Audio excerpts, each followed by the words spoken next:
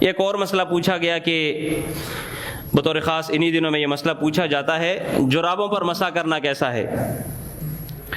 اس مسئلے کو اچھی طرح بھائی سمجھ لیں۔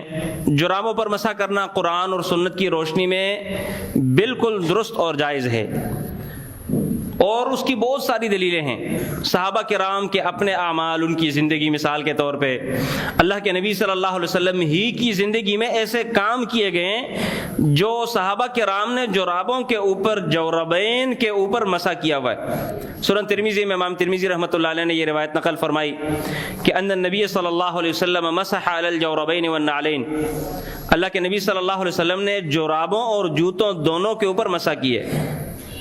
بہت سارے لوگ کہتے ہیں کہ اس روایت میں کلام ہے، سندن یہ روایت کمزور ہے، جبکہ ان کی یہ بات خود کمزور ہے۔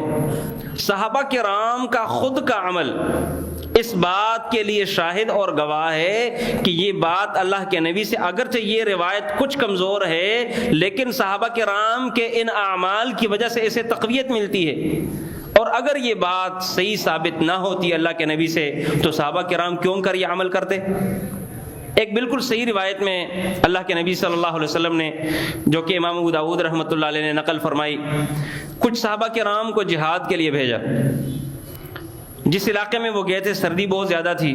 جب وہ لوگ واپس پلٹے ہیں، واپس آئے ہیں، تو سردی کی انہوں نے اللہ کے نبی کو شکایت کی کہ اللہ کے نبی سردی بہت زیادہ تھی، وضو کرنا بڑا مشکل تھا ہمارے لیے، پانی بڑا ٹھنڈا تھا۔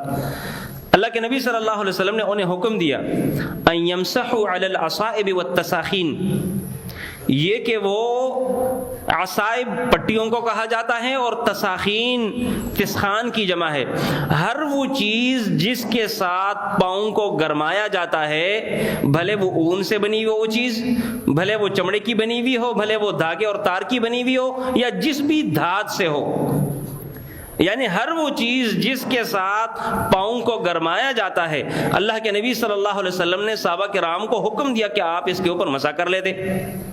کچھ لوگ ایسے ہیں، کچھ علماء جو کہ جرابوں کے مسح کے قائل تو ہیں لیکن کچھ شرائط کے ساتھ، وہ بھی کہتے ہیں کہ جرابوں کے اوپر مسح جائز ہے لیکن شرط ہے۔ شرط کیا ہے؟ موٹی ہونی چاہیے مثال کے طور پہ، اور اتنی اچھا موٹائی کا وہ خود اندازہ لگاتے ہیں کہ وہ اتنی موٹی ہو کہ بندہ اتنا فاصلہ وہ بغیر جوتے پہنے اس میں طے کر سکے۔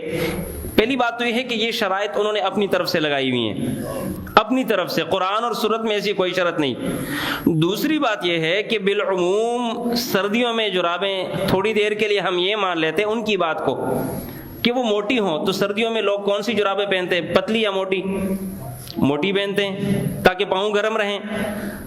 اب ان کے اس موقف کو بھی سمجھا جائے جو کہ امام ابو حنیفہ رحمۃ اللہ علیہ کا منہج اور مسلک ہے، اور آخر عمر میں جا کر انہوں نے اپنے اس فتوے سے رجوع بھی کر لیا تھا کہ جرابوں کے اوپر مسح کرنا درست اور جائز نہیں۔ شروع میں ان کا عمل ایسے تھا کہ وہ مسح نہیں کرتے تھے، جرابوں کے اوپر مسح کے قائل نہیں تھے، صرف موزوں کے اوپر جو چمڑے کے بنے ہوئے ہوں ان کے اوپر مسح کرنے کے وہ قائل تھے۔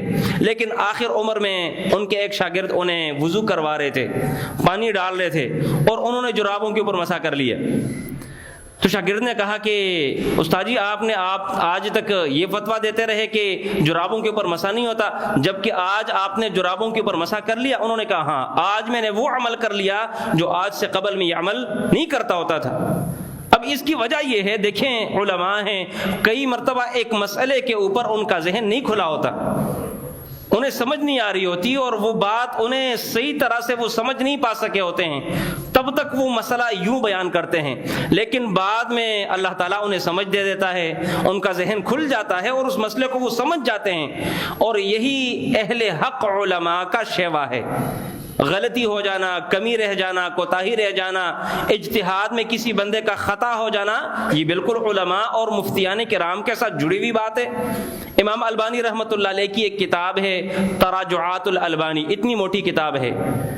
البانی رحمۃ اللہ علیہ کی اس کتاب میں ان کے وہ مسائل ذکر کیے گئے ہیں کہ پہلے انہوں نے وہ مسائل کچھ اور طرح بیان کیے تھے، بعد میں انہیں سمجھ آئی تو انہوں نے ان باتوں سے رجوع کر لیا علی الاعلان، اور باقاعدہ طور پر ایک کتابی شکل میں اس کو جمع کر لیا کہ پہلا میرا موقف یہ تھا، اب مجھے سمجھ آئی یہ مسئلہ ایسے نہیں بلکہ ایسے ہے۔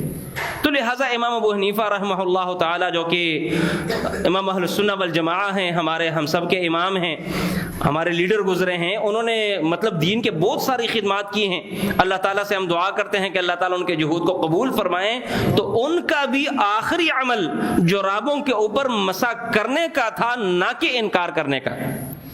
لہٰذا ہمیں وہ بات لینی چاہیے جو قرآن اور سنت کے زیادہ قریب ہو. اللہ تعالیٰ سے دعا، لیکن اس میں ایک شرط ہے. وہ شرط یہ ہے کہ جرابیں اور موزے باوضو ہو کر بندہ پہنے. ایک بندے نے وضو کر لیا، اس نے پاؤں دھو لیے اور پاؤں دھو کر اس نے جرابیں پہن لی. اب نیکسٹ ٹائم کے لیے جب وہ وضو کرے گا تو اس کے لیے جرابیں اور موزے اتارنے کی ضرورت نہیں ہے. یہ شرط اس کے ساتھ لازمی ہے. اور دوسری شرط یہ ہے کہ جو مقیم لوگ ہیں ان کے لیے 24 گھنٹے تک یہ رخصت ہے، اور جو مسافر ہے ان کے لیے 72 آورز یعنی 72 گھنٹے تک 3 دن اور 3 راتیں وہ اس کے اوپر مسح کر سکتے ہیں.